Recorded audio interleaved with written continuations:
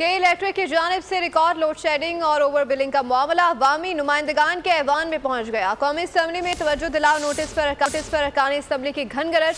वजीर मुमलिकत ने load shedding का दफा करने की कोशिश की तो कराची के अरकान असम्बली ने उन्हें आड़े हाथों ले लिया।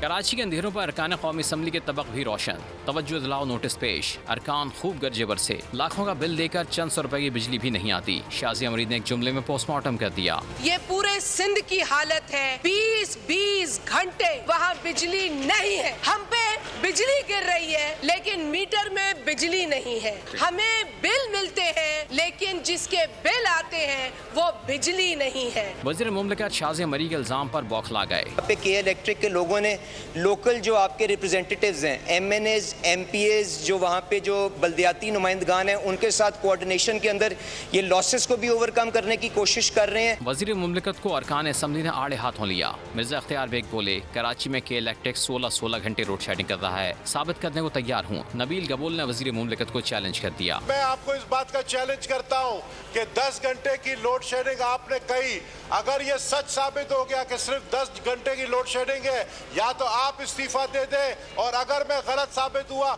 मैं इस्तीफा देता हूँ। Gave him statistic data and evidences that in K electric load shedding is up to 16 hours or more in some feeders. 16 hours load shedding, I mean 16 hours load shedding, and I have evidences to prove my statement to Honorable Minister. आगा रफी बोले, वजीर मुमलिकत साहब बाबुओं के बयान ना दो। अब देखना यह है कि अरकान पार्लियामेंट की खुसूसी तवज्जो के बाद शायद कराची वालों के घर कब रोशन होंगे। सब्सक्राइब करें और बेल दबाएं ताकि कोई खबर रह न जाए।